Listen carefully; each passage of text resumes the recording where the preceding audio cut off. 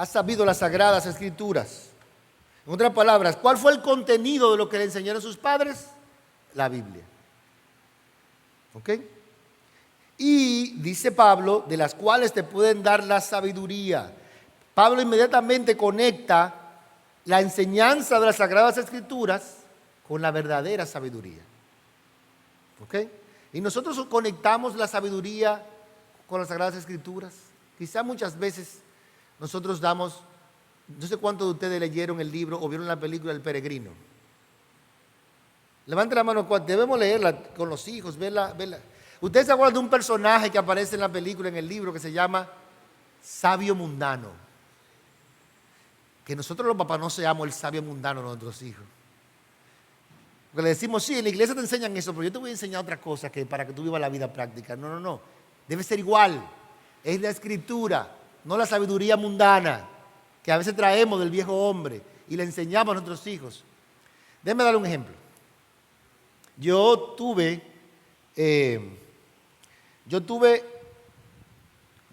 una de las cosas que me toca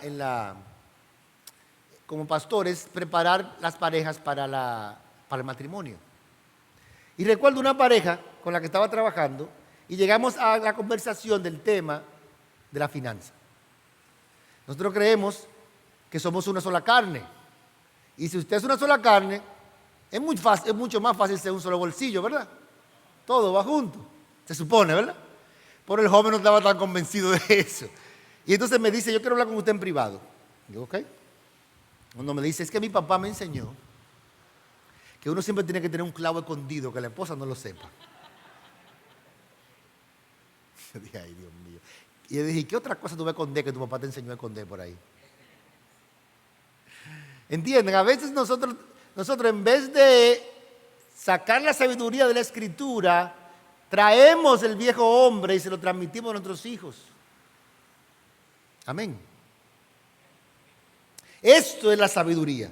Y esa sabiduría es la que te puede traer salvación, dice el apóstol Pablo a Timoteo. La culminación de todo es la salvación. Yo decía anoche, y lo voy a repetir en cada sesión, la misma frase. Nosotros no estamos criando hijos para que les vaya bien en esta vida, sino para que les vaya bien en la eternidad.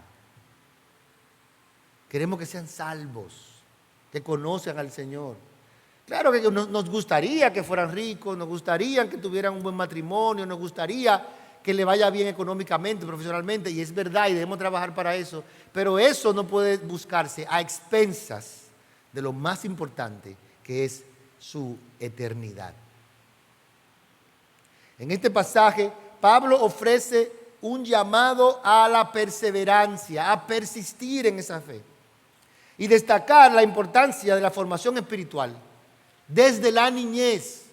Ustedes pueden creer que yo he conocido padres de la iglesia, porque ni voy a decir cristianos, de la iglesia, que me han dicho a mí que ellos no llevan a sus hijos a la iglesia ni al grupo de jóvenes porque ellos quieren que sus hijos decidan cuando sean grandes que si lo van a creer a Dios o no van a amar a Dios. Yo no lo voy a obligar, yo voy a mejor esperar que ellos decidan. Mientras usted decide, el diablo está decidiendo por ellos y lo está discipulando. No, llévelo. O ellos quieren ir al colegio todos los días. ¿Cuántos de sus hijos le dicen, qué bueno, ya al fin al colegio? Algunos lo dicen, pero la mayoría no. A veces hay que llorar y llevarlo obligado. Bueno, lo mismo pasa con las cosas del Señor, a veces con nuestros hijos. Debemos ser fieles en esas cosas. Debemos instruir el corazón de nuestros hijos en el camino correcto. Por eso debemos prepararnos como padres, basándonos en la sabiduría de Dios y la enseñanza de la palabra de Dios. Ahora bien, hay una parte de ese texto que dice, sabiendo de quiénes has aprendido. Pero hay una persona de la cual todos debemos de aprender.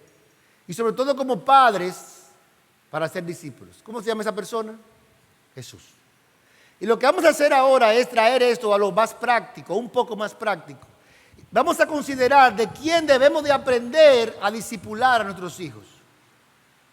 ¿Quién es? Jesús fue el mejor discipulador. Hay una serie que estoy viendo ahora, yo no la había visto. Yo la recomiendo con cautela. Le voy a decir por qué, se llama The Chosen. Algunos de ustedes la han empezado a ver. Yo la recomiendo tomando en cuenta que cuando la vea, sepa que el apóstol Juan no estaba escondido abajo de una escalera oyendo a Nicodemo hablando con Jesús y algunos detalles que se dan libertad para ponerle a la historia. Pero si usted quiere tomar la historia completa y en vez de ver una serie coreana, quiere ver una serie más edificante, ustedes pueden ver The Chosen, ¿verdad que sí? Quizá edifique más que lo coreano. Y no que tan malo coreano tampoco, pero bueno, me gusta relajar con lo coreano. Entonces, pero ahí tú ves muy claramente cómo Jesús discipuló a sus discípulos, valga la redundancia. ¿Qué cosas hizo? ¿Cómo los hizo? ¿Qué estrategias tomó? Así que lo que vamos a hacer esta mañana en esta sesión es tomar 3 elementos importantes del discipulado de Jesús. El objetivo del discipulado, el plan del discipulado y los medios para el discipulado en el hogar. ¿Ok?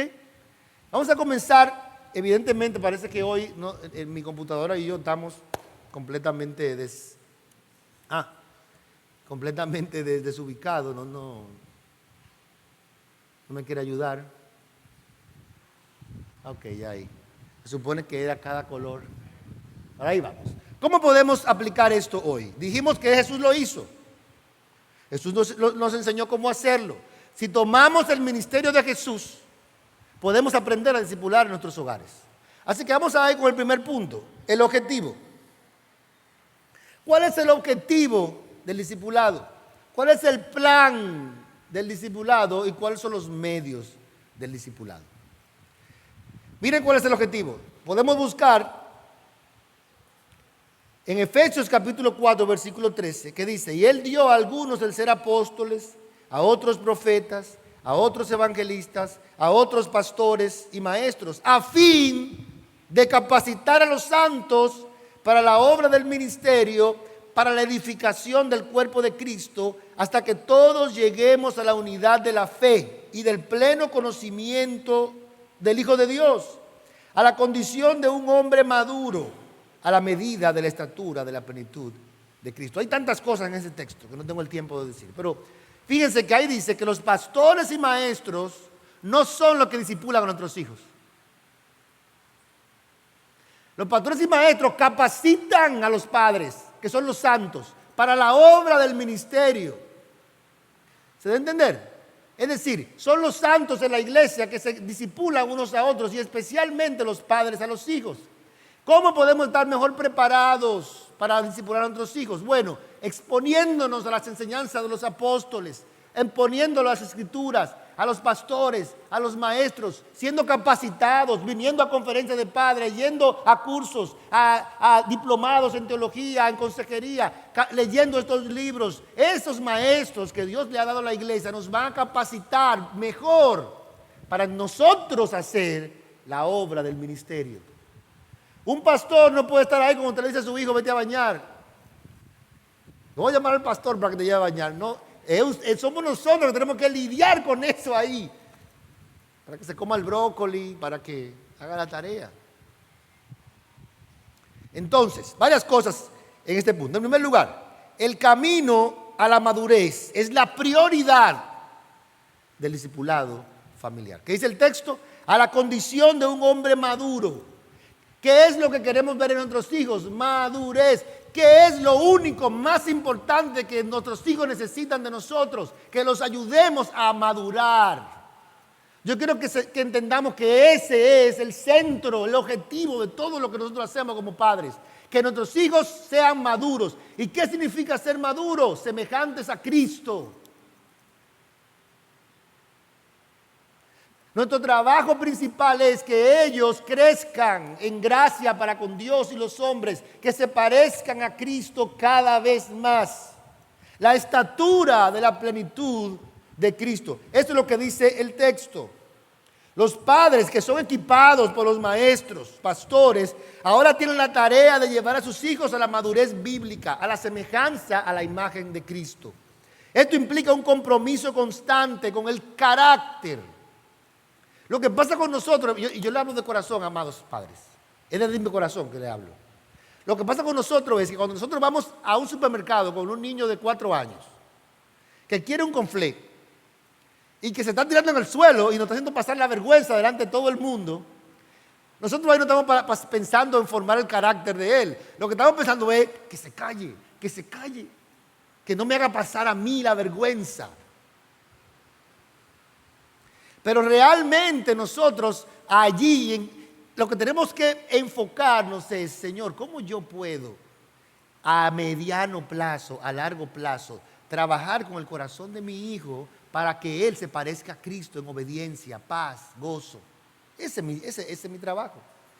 Claro, yo tengo que apagar esos fuegos y tengo que aprender cómo hacerlo. Pero en el mismo orden de trabajo del discipulado del corazón para parecerse cada vez más a Cristo. ¿Cómo es Cristo? Manso y humilde de corazón. ¿Cómo debe ser mi hijo? Manso y humilde de corazón. Suena bonito, ¿verdad? En segundo lugar, debemos aprender a la adecuación de los medios en el discipulado familiar. Yo tengo un objetivo, pero tengo que adecuar los medios al objetivo. No los medios no son el objetivo, sino la madurez. Es verdad que hacer un discipulado en la familia es un medio para lograr ese objetivo, ¿verdad que sí? Pero si nosotros ponemos el altar familiar en la forma en que yo lo aprendí como el fin, voy a fracasar. No, tiene que ser a las 8 de la noche, los jueves, con una chimenea en el fondo, una música de Marcos Tweed en el fondo. Cada uno tiene que hablar. Sí, podemos hacer una forma, pero cuidado con dejar que la forma se convierta en el fondo. En realidad yo puedo adecuarme a la realidad que estoy viviendo, al temperamento de mi hijo particular, a los horarios que tengo ahora de trabajo. Miren lo que dijo Pablo, muy interesante. Pablo dijo: a todos me he hecho de todo para que por todos los medios salve a algunos, y todo lo hago por amor del Evangelio, para ser partícipe de él. Algo que me funcionó a mí, que es algo personal. Yo vivo en un edificio y bajando ahí tengo un McDonald's. Y a mi hijo tiene 16, pero cuando él estaba en los 13, 14, 15, era enfermo con las papitas de McDonald's. Entonces, ¿qué hicimos? Bueno, los miércoles teníamos una cita a comer papitas de McDonald's en la tarde. Entonces bajábamos a pie en Crocs, nos metíamos ahí, yo compraba un helado y durábamos 1 hora de conversación. Esa es otra forma, adecuarse a mi realidad. Pero ¿cuál es mi objetivo? El corazón, su carácter. Usted puede tener cita con su hija, con su hijo, a los papás. Siempre les recomiendo que hagan citas con sus hijas, como si fuera una cita con su esposa. Y hable con ella, hágala sentir bien, llegue al corazón, salga con los varones a jugar. O hágala en la casa, en la mañana, antes de irse al colegio. La importancia es adecuar los medios al objetivo. Amén. En tercer lugar, el objetivo es, el carácter se construye. No es una varita mágica que un día ya le dijimos a nuestro hijo tal cosa y al otro día lo va a hacer de por la eternidad. Ya a esta altura de juego deberíamos aprender que eso no funciona así, ¿verdad que sí? No, es una construcción y a veces el avance es tan pequeño que no se ve, porque solamente ocurre en la mente de él. Externamente todavía no se ve. Es una construcción. Yo no lo tengo aquí porque eso es otro taller aparte, pero en la construcción del carácter comenzamos sembrando conocimiento, después convicciones, después le pedimos a Dios el milagro de nuevos deseos. Esos deseos generan hábitos y los hábitos repetidos generan un carácter piadoso. El carácter se construye como albañilería espiritual. Todos los días ponemos algo ahí y cuando venimos a ver, mandamos a nuestros hijos a la casa de un amigo y la mamá nos llama y nos dice: wow, pero qué hijo más decente tú tienes. Y entonces tú le dices: pero ¿cuál? El mío no es ese, el mío es el de la camisa amarilla. A mí me pasó eso. Yo dije: no, pero no, el mío es el de allá. Yo no, ese mismo. Digo: oh, pero en mi casa nunca lo había visto. Pero esa construcción del carácter va a salir, Dios lo va a permitir. En el día a día no lo ve uno, pero va a dar fruto. El carácter es el resultado de la suma de todos nuestros hábitos. Por eso todo comienza con pequeñitos hábitos de pensamiento en la casa que se van acumulando y van formando el carácter en el corazón de nuestros hijos. Amén. El discipulado familiar no es simplemente un conjunto de actividades, sino un viaje hacia la madurez espiritual. Y nosotros debemos ir como vamos con un viaje, bien equipados, con todos nuestros enseres, para que en los momentos adecuados vamos en el carro, ¿verdad? De repente el niño está en su sillita y hace una pregunta que no estábamos esperando. No frene de golpe porque va a ser un problema, pero ahí responder. Y quizá ese sea el momento más importante en esa etapa. Bueno, vamos a lo segundo, el plan. Ya vimos el objetivo y que debemos adecuarnos. Pero ¿cuál fue el plan estratégico de Jesús? El plan estratégico de Jesús fue muy diferente al que a veces nosotros vemos. Podemos comprar un libro, manual de cómo discipular a tu hijo. 5 estrategias. No. Bueno, está bien. Pero antes de llegar a estrategias, debemos de adentrarnos en el corazón del plan de Jesús. ¿Cómo Jesús ejecutó su discipulado? Juan 13, versículo 15 dice, porque les he dado ejemplo para que como yo les he hecho, también ustedes hagan. Hace muchos años, cuando por primera vez, creo que era, hace tantos años que no sé, más de 25 años quizás, no sé, que el ministerio de las cruzadas de Billy Graham fue a Santo Domingo y Franklin Graham predicó allá en el Estadio Olímpico, creo que fue. Pero ellos hacen un trabajo previo a las cruzadas. Ellos llegan un año antes y hacen entrenamientos a las iglesias acerca de discipulado. Y esa fue la primera vez que yo escuché eso. Hasta ese punto yo solamente me sabía las 4 leyes espirituales, lo que saben lo que estoy diciendo, ¿verdad? Y tú ibas a la calle y le decías las 4 leyes espirituales y terminaste tu trabajo. Ahora yo entendía, esta gente me estaba diciendo que eso no se acaba ahí. Que el discipulado que Dios nos ha llamado a hacer con la gente, toma tiempo, después. Pero uno de los libros que nos regalaron, un libro pequeño, escrito por Robert Coleman, se llamaba El Plan Supremo de Dios para la Evangelización del Mundo. Un título extravagante, ¿verdad? Y en ese libro yo quiero compartir con ustedes los 8 elementos más importantes que él muestra en ese libro acerca del plan de Jesús para la evangelización del mundo y que sorprendentemente donde mejor se pueden aplicar es en el hogar con nuestros hijos. Y usted verá por qué. Estos principios son muy lindos para la gente de la calle, pero es mucho más difícil con ellos, pero es mucho más aplicable al hogar. Así que vamos a analizar estos 8 elementos rápidamente. Mira lo que dice Robert Coleman. Jesús tenía la intención de que sus discípulos produjeran su semejanza en y a través de la iglesia alrededor del mundo. Su ministerio en el Espíritu se duplicaría muchas veces por medio de su ministerio en las vidas de sus discípulos. ¿Cuál era el plan de Jesús? Jesús sabía que su tiempo en la tierra estaba limitado a su obra en la cruz. Pero el alcance del mundo le tocaba a sus discípulos. Pero no se concentró en 5,000 personas para discipularlos, ¿verdad que no? Él se concentró en 12. Y a esos 12 los entrenó, los preparó. Y después que los preparó, los soltó. Y ellos alcanzaron el mundo a donde estamos hoy. Y es el mismo plan que Dios tiene para nosotros con nuestros hijos. Nosotros a través del discipulado de nuestros hijos, podemos ir más allá de lo que jamás pudimos imaginarnos en el corazón de ellos. Un gran ejemplo de esto es la vida, por ejemplo, de los hermanos Wesley, una madre piadosa que se dedicó a criarlos en el hogar y nadie la veía, solamente los vecinos. Sin embargo, de ese trabajo fueron alcanzados millones y han sido millones de personas impactados por el trabajo en el hogar. Eso es lo que estamos diciendo. Ahora, ¿cuáles son esos 8 elementos del plan de Dios para la evangelización? Primero, Él eligió sus discípulos. ¿Verdad? Él no estuvo con todos. Él eligió a 12 para que estuviesen con Él. Debemos de ser conscientes de que ya en cuanto a nuestros hijos, nosotros no lo hemos elegido. Dios lo eligió por nosotros y nos lo puso. De hecho, Jesús tampoco lo eligió. Él dice, mi Padre me los ha dado. Así que Dios nos ha dado a nuestros discípulos.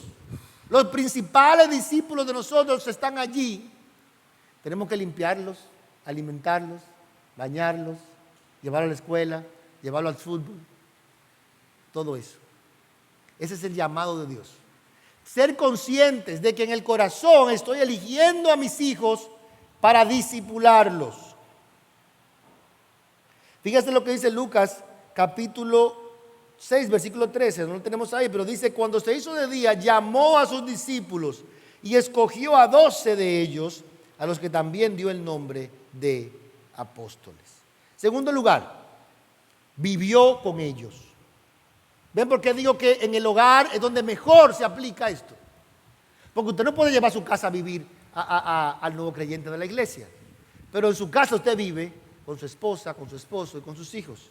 Jesús vivió con los discípulos y, por ejemplo, en la serie de Chosen, tú puedes ver claramente cómo ellos compartían la leña, el fuego, las lentejas. Veía, no hay nada más discipulador que ver a tu papá fregando los platos.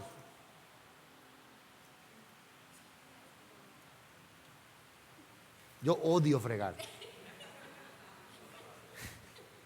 Pero yo friego en mi casa porque yo amo a mi esposa y a mi hijo, y entonces eso es parte. Y ya me gusta. Pero cuando ustedes saben que entre nosotros, en la vieja guardia que criaron a uno, a los varones no nos dejaban mucho entrar a la cocina, cocinar ni esas cosas. Por lo menos era mi casa. Pero ahora, yo sé que no te lo va a decir tu hijo, pero al verte, él va a saber que eso es parte de lo habitual.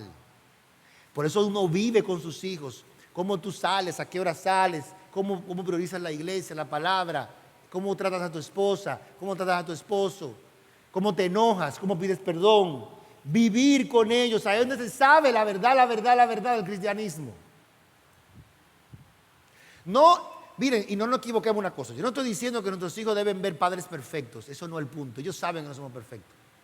Sino padres vulnerables, sensibles, mansos, que piden perdón y que reconocen que están caminando juntos en la fe. Amén. 1,000,000 de veces nos podemos equivocar con nuestros hijos. Yo me he equivocado mucho y he tenido que llorar pidiéndole perdón a mi hijo. Pero eso es parte del discipulado. Número 3. Esperaba obediencia y compromiso de los discípulos.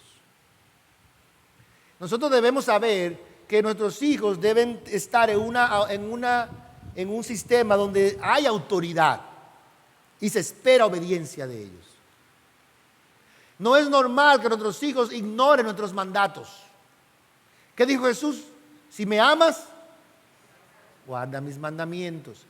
Parte de la formación del carácter es que debemos de esperar, exigir y trabajar la obediencia. ¿Qué palabrita más incómoda? La obediencia. No podemos dejar pasar la desobediencia como si fuera algo. Primero porque le hacemos daño a nuestros hijos. No lo estamos formando en lo que Dios quiere que ellos hagan. Mire que está en el centro. Número 3 es la obediencia y el compromiso con Dios, con la familia, con las órdenes que se dan, con la estructura. Jesús esperaba que sus discípulos obedecieran. Y nosotros debemos de esperar obediencia de nuestros hijos. Número 4. Él se dio a sí mismo, a sus discípulos. Y nosotros debemos darnos a nosotros mismos, a la familia. ¿Qué se reservó Jesús de sus discípulos? Nada. Todo. Y nosotros somos papás, somos mamás, y no podemos pensar que como si fuera un trabajo en el cual yo cumplo con mi hijo y después todo lo demás de mi vida. No, nuestra vida debe de derramarse hacia el hogar, hacia el discipulado de nuestros hijos, sin reservas. Eso implica muchas cosas. Implica que eso es más importante que el trabajo. Claro, yo sé que hay una tensión grande, porque si no trabajo, no lo mantengo. Pero si trabajo mucho, se me dificulta discipularlos. Tenemos que buscar el balance. Pero a veces no es el trabajo el problema, a veces son los hobbies. ¿Verdad? Que nos merecemos. Yo me merezco un hobby porque yo trabajo mucho. Entonces, ¿cuándo se hacen los hobbies? Bueno, a la misma hora que debemos estar con nuestros hijos. Yo no estoy en contra de los hobbies, pero si mi hobby no es mi familia y yo paso demasiado tiempo en ese hobby, los sábados de la mañana, los sábados de la tarde, los domingos de la mañana, los domingos de la tarde y los días de la noche, entonces no me estoy dando completamente a mi familia. Número 4, enseñándolos a vivir. A veces nuestros hijos no saben muchas cosas, pero no saben vivir la vida. ¿Qué me pasó a mí? Un ejemplo mío personal. Yo no me había dado cuenta, yo me crié cogiendo carro público, guagua, normal, para mí eso es normal. Pero resulta que ahora uno consigue un carro y lo lleva y lo trae para todos los sitios, ¿verdad? Y no se acuerda de cómo uno vivió. Y ellos no saben eso. Bueno, pues resulta que un día yo vivo a una cuadra de un mall, literal. O sea, caminando. Yo duro más buscando parqueo que yendo caminando.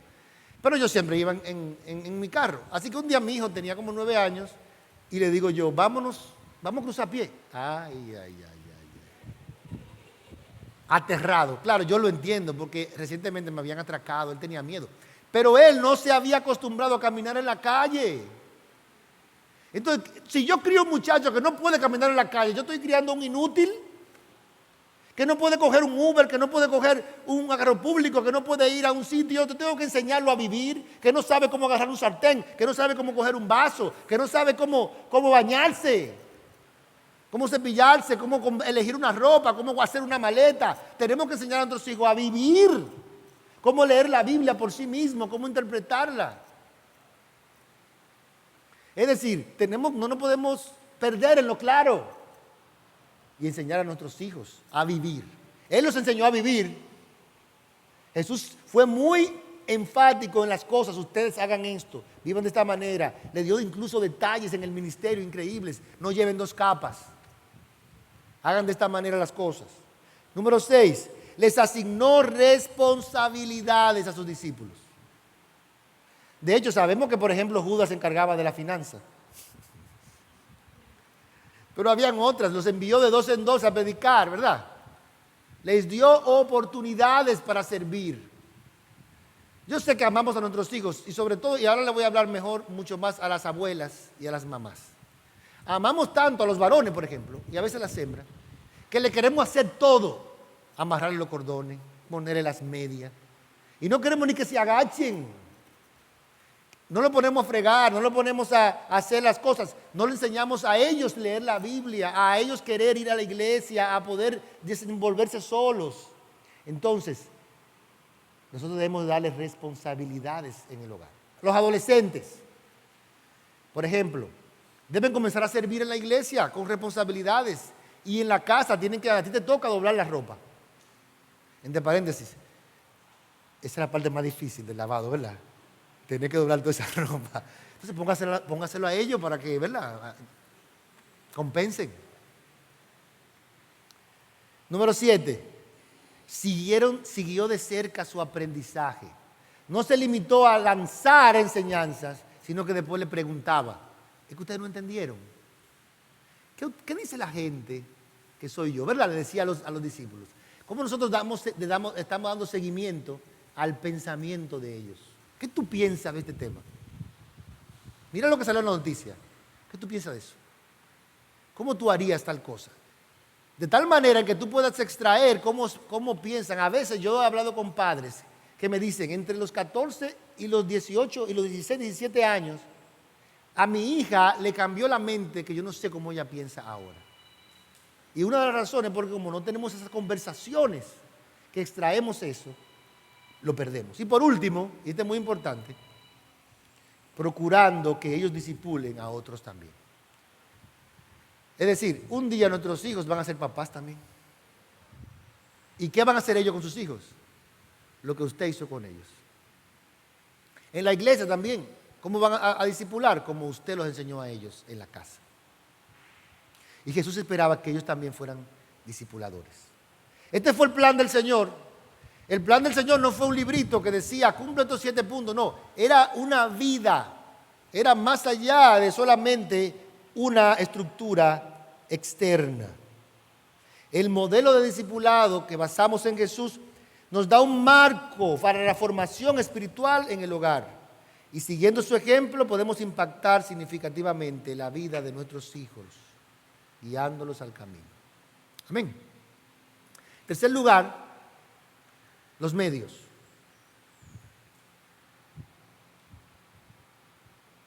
Amén. Los medios. Jesús también usó estrategias para el discipulado, o vamos a llamarle medios. Vamos a llamarle el esqueleto. Y de hecho, la palabra que yo uso es acercamientos. De hecho, podemos identificar al menos 5 acercamientos de discipulados que Jesús utilizó para lograr sus objetivos y llevar a cabo su plan de discipulado. ¿Ok?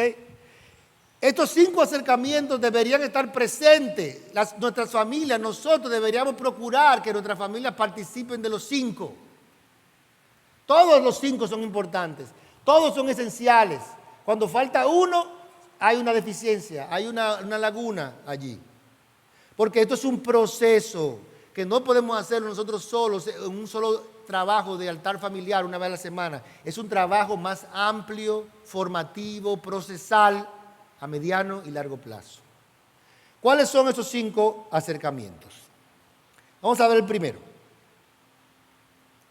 Grupos grandes. Es decir, el culto dominical, conferencias. ¿Qué ejemplo tenemos? Mateo 5, 1 y 2. Cuando Jesús se quedó solo, sus seguidores junto con los 12 le preguntaban sobre las parábolas. 5, 1 y 2. Cuando Jesús vio la multitud, subió al monte y después de sentarse, sus discípulos se acercaron a él y abriendo su boca les enseñaba. La reunión del domingo es el contexto familiar equivalente al grupo grande de Jesús. Es el más común, o por lo menos era el más común antes de la pandemia, si saben a lo que me refiero. A veces, tristemente, y yo sé que quizá en Santiago no sé cómo sería, pero en la capital, en las iglesias en general, la gente encontró que podía ver los cultos por internet. Y piensa que ver un culto por internet es congregarse. Y eso no es congregarse. Ver un culto por internet no es congregarse. Y Dios nos llama a congregarnos, no a ver una prédica o una charla. Jesús, nuestras familias, para que sean discipuladas, tienen que ser parte de un grupo grande. En otras palabras, de una iglesia local que se reúne los domingos, que llega, cantan juntos las alabanzas. La música, las alabanzas del domingo no es lo que hacen en lo que llega a la prédica, no. Es parte del discipulado de nuestros hijos, vernos alabando, cantando, disfrutando de la proclamación del Señor a través de las alabanzas. Eso es discipulado. Ver al hermano, al otro hermano de la iglesia, al diácono, cómo se emociona cuando está cantando. Al pastor que levanta las manos. Y después sentarse a oír la palabra. Lo que dicen ahí. Hay alguna gente que dice, él es muy pequeño y no va a entender nada. Yo le voy a decir una cosa. Si entendió la palabra Dios, es suficiente. ¿Qué tú entendiste? Que Dios, ya. No se preocupe porque entendió la unión hipostática de Cristo, o la Trinidad, pero siempre se le va a quedar algo allí sentado. Él ve a su papá tomando notas, abriendo su Biblia o su aparato, leyéndolo de ahí. Todo eso es discipulado en grupos grandes. Segundo lugar, si hay grupos grandes, entonces ¿qué más hay? Grupos pequeños. ¿Qué son eso? El devocional familiar. La familia es un grupo pequeño. El altar familiar es un grupo pequeño. El grupo de jóvenes es un grupo pequeño. El de los niños, la escuela dominical, el estudio bíblico, donde ustedes vayan. ¿Y por qué el grupo pequeño? Miren cómo Jesús lo aplicó a los 12. El grupo pequeño de Jesús eran los 12.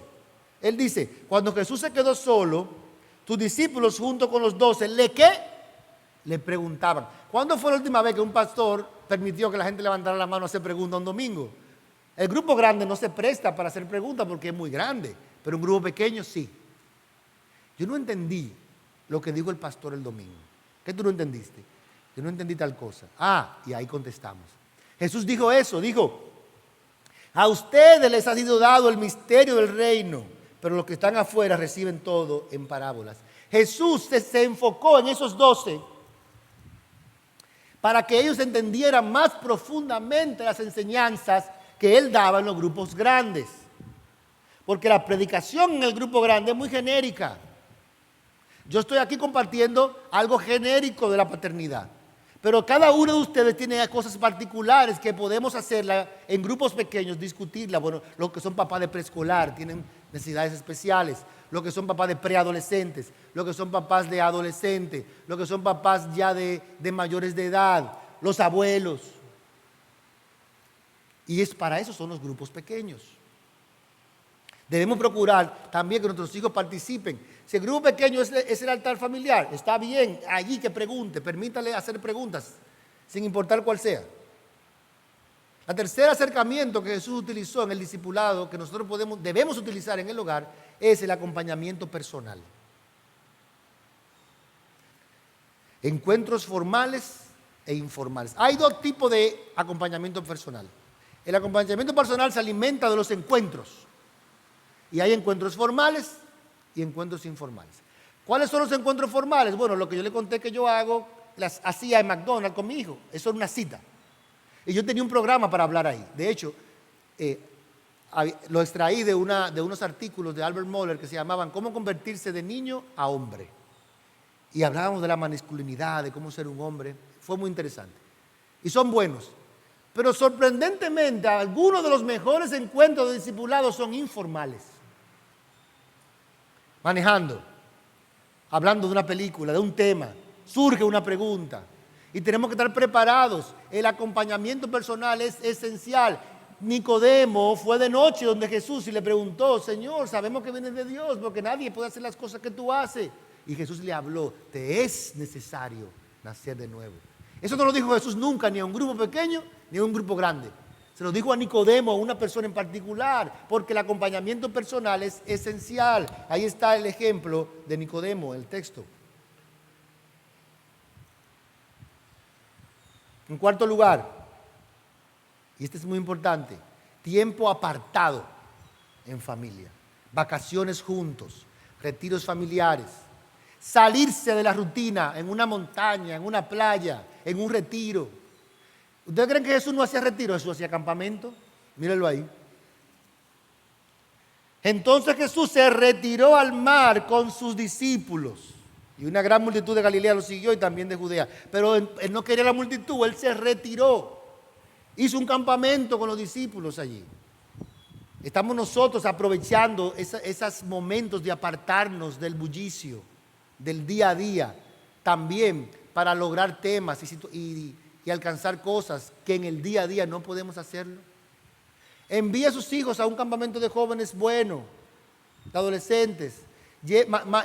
Si hay retiros familiares en su iglesia, vayan como familia y aprovechenlo, apartando ese tiempo juntos, porque Jesús lo hacía y es importante. Hay impresiones emocionales en nuestras vidas que solo se logran, por ejemplo, en un campamento. Yo no sé cuántos de los que están aquí fueron adolescentes cristianos, pero si usted fue a un campamento adolescente cristiano, se acuerda todavía, ¿verdad que sí? El impacto de esas cosas. Y por eso Jesús lo hacía. Y número 5, que lo mencionamos ahorita, están las oportunidades de servicio. Las oportunidades de servicio le impregnan a nuestros hijos de un peso diferente en cuanto a la vida cristiana. Cuando ellos reciben la responsabilidad de servir. Allá tenemos en nuestra iglesia jornadas médicas. Vamos a una localidad bien pobre, con médicos, y nuestros adolescentes participan. Y todos ellos quieren volver siempre porque la experiencia, y miren que es una semana intensa, mucho trabajo, se trabaja, se exige, pero en la gratificación y el impacto que tiene verte ayudando a otros no tiene precio, es parte del discipulado. Hay que trabajar en la iglesia con actividades que ayuden a la gente, donde ellos se puedan involucrar, o que sirvan en el sonido, recogiendo los cables, escuela dominical, arreglando las sillas, sirviendo. Sí, nuestros adolescentes, podemos decir, No, pero es que yo no creo que él es cristiano y que está preparado para eso. No importa. Usted no lo va a poner en el púlpito a ser pastor, ¿verdad que no? Hay cosas que pueden servir y eso es parte del discipulado, que sirvan. Reuniendo a Jesús a los 12 discípulos, les dio poder y autoridad sobre todos los demonios para sanar enfermedades y los envió a proclamar el reino de Dios y a sanar a los enfermos.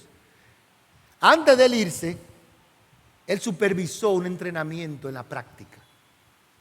Eso debemos hacer también con nuestros hijos. Al abrazar estos medios y aplicarlos de manera sabia y equilibrada, los padres pueden seguir el ejemplo de Jesús, llevando a cabo el mandato de discipular a sus hijos y guiándolos en su crecimiento en la gracia. La pregunta ahora, ¿tú qué vas a hacer? El llamado está allí.